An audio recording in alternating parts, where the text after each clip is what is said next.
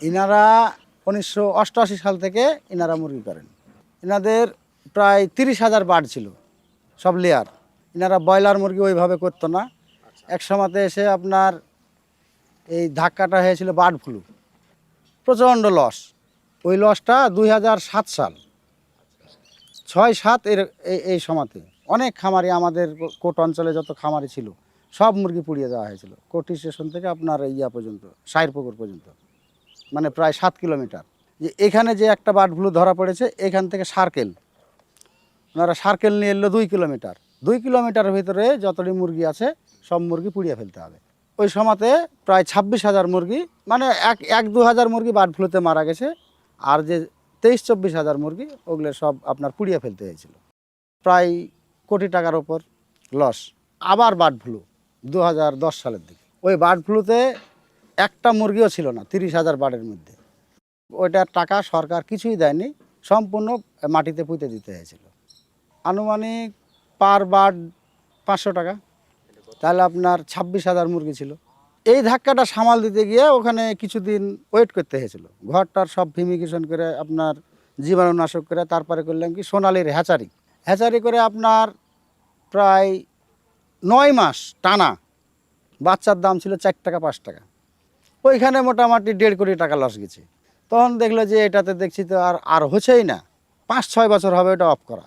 ওখানে ছিল 14টা শেড, এক একটা ঘরে 2,000 করে মুরগি আটবে, 14টা ঘরে এরকম। তখন যে ঘর ফেলিয়ে রাখবো, তখন আসলো ব্রয়লার ফার্মিং। সর্বপ্রথম হলো কাজীও তখন কিন্তু সিবিএফে ছিল না। ওই কন্ট্রাক্ট ফার্মিং করতে করতে দেখলো একটু সমস্যাটা কি, আমার বাচ্চার দরকার আজকে, তখন ওরা বাচ্চা ঠিকভাবে সাপ্লাই দিতে পারতো না। ওই সময়কার কথা বলছি আমি। তখন করলো কি, তখন আমার যে মহাজনগুলান আছে, ওরা হলো 5 ভাই। 5 ভাইতে যে ছোটোটা, উনি একটু তীক্ষ্ণ ব্রেনের, তাহলে একে বাদ দিয়ে দে। তো বাদ দিয়ে কী করবেন তাহলে? তখন বলছে তাহলে কাজী ফার্মের কর। তখন কাজী ফার্ম নতুন আসলো, তখন এই কাজী ফার্মের সাথে স্টার্ট। তখন ওই কাজী ফার্মের এটা করার আবার একটা কারণ আছে। আমরা যখন এই নিজে ব্রয়লার করতে যাই, এই সিবিএফ বাদ দিয়ে যখন নিজে করতে যাব, তখন কী হয়, পার কেজি মুরগিতে খরচ হবে 140 টাকা। মানে বাচ্চা, মেডিসিন, লেবার খরচ, কারেন্ট বিল, আপনার গুঁড়া খরচ, অনেক কিছু এর ভিতর খরচ আছে। এই লাইট বাল্ব যেটা লাগে, সব মিলিয়ে আপনার 140 টাকা খরচ হবে পার কেজি। তাহলে আমি 3 কেজি খাবার খাইয়ে 2 কেজি করলাম, তাহলে 3 কেজি খাবারের দাম 70 টাকা করে, 210 টাকা শুধু খাবার। তাহলে পাইলাম কত? 140 280 টাকা। আর 3 কেজি খাবারের দাম 210 টাকা।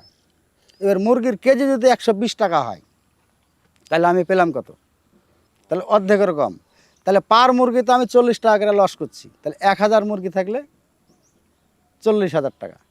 যদি নিজে এটা করতাম, কন্ট্রাক্ট ফার্মিংয়ে না, যদি নিজে করতাম, তাহলে আমি 1000 মুরগিতে 40,000 টাকা প্রতি ব্যাচের লস হবে, যদি দাম না থাকে।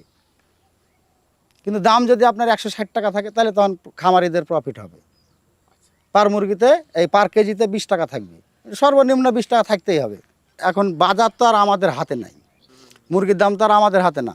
এটা যদি সরকার নির্ধারণ করে দিত যে 160 টাকার নিচে খামারির কাছ থেকে মুরগি নেওয়া যাবে না, তাহলে প্রতিটা খামারি প্রফিট থাকতো, প্রতিটা খামারি লাভবান হতো।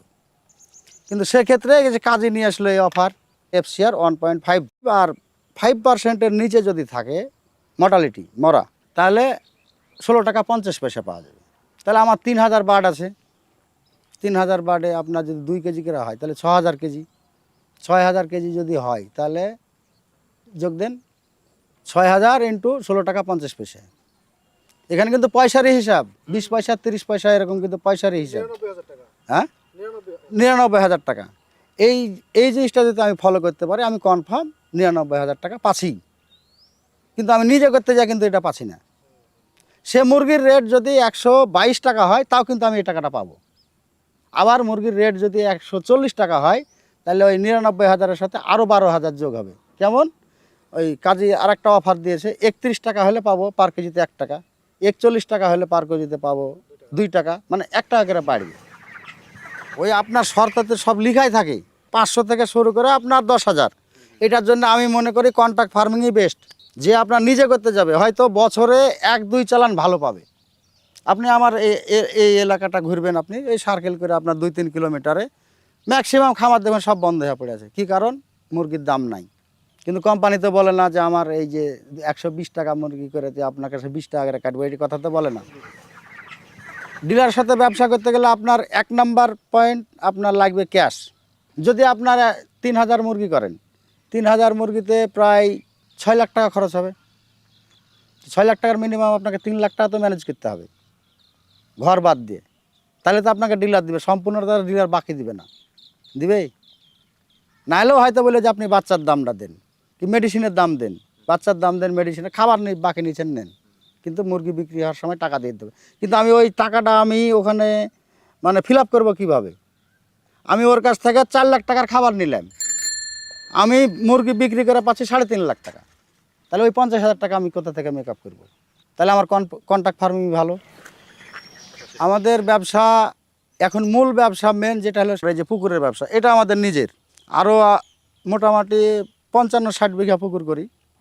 আরেকটা আছে কৃষি, ধানের জমি আছে আপনার নিজস্ব 18-20 বিঘা, আপনার লিজ লওয়া আছে 16 বিঘা মতন লিজ লওয়া আছে। এটা সব আমার ওই যে 5 ভাই বললাম না, 5 ভাইয়ের তো বড়ো ভাই ওগুলো সব দেখাশোনা করে। উনি আবার ওই ধরেন যেটাই হোক এই মানে কোনো কীটনাশক ব্যবহার করতে দিবে না, মানে যেটুকু খাবে কোয়ালিটি সম্পন্ন খাবে। এই মুরগিটা যখন বিক্রি হয় তখন কিন্তু ভ্যাকসিনের পিরিয়ড মোটামুটি শেষ। আমার 17 দিনে, 17 থেকে 19 দিনে ভ্যাকসিন পিরিয়ড শেষ হয়ে যায়। তারপরে এটা মুরগিটা বিক্রি হয় 33 থেকে 35 দিনের মধ্যে, কারো হয়তো 36 দিন চলে যায়। তখন আপনার মুরগিটা সম্পূর্ণ ফ্রেশ থাকে।